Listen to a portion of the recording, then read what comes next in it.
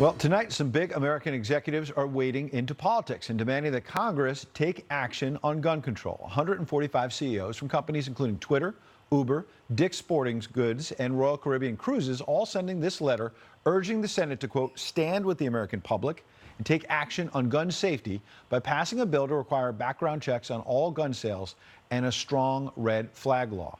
Here now exclusively is one CEO who signed that letter. Bismarck Lepe. He's CEO of Wizeline. That is a global product development company. Good to see you tonight. Thank you for joining us. Thank you for having me. What motivated you to get involved? You know, this is a divided time in the country, people on each side politically, and some companies just want to kind of avoid politics. Why are you jumping in?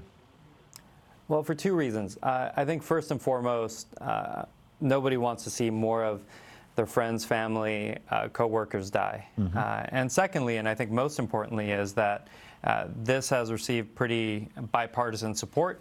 Over 90% of Americans support universal background checks. Over 80% of gun owners support it. Over 75% of the NRA support it. So it made perfect sense. Okay, and Beto O'Rourke last night in this debate, because I want to kind of go through some of what you just said, he went a little further than you're going. Let's listen to what he said and we'll talk about it. Watch. Are you proposing taking away their guns, and how would this work? I am, if it's a weapon that was designed to kill people on a battlefield. Hell yes, we're going to take your AR-15, your AK-47. We're not going to allow it to be used against our fellow Americans anymore.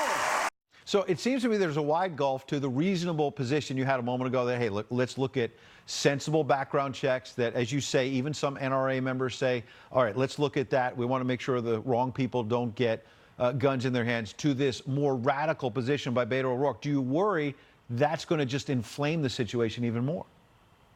Well, if we look at the shootings in Odessa, the gunman did not pass the background check and had to go through a private transaction in order to get his gun, get his weapon. And so if we have universal background check, that's something that we would have been able to kill and not have happen. I get that point, but pardon me, is we're running out of time. Is the idea that Beto O'Rourke is him now basically saying, yes, I want to take your guns away? Isn't that going to make your bipartisan, nonpartisan effort more complicated? Fewer people die from assault rifles than most of the guns that are covered by this law. And so my expectation is that if we have universal background checks, which we already have in about 13 states, and if we have it across the country, it will definitely help us. It will not solve the problem. Let's be very clear, but it's a step in the right direction. Right. Everyone's looking for steps that will actually help the situation. Bismarck Lepe, we appreciate you coming in and explaining your position. Thank you very much. All right. Meanwhile,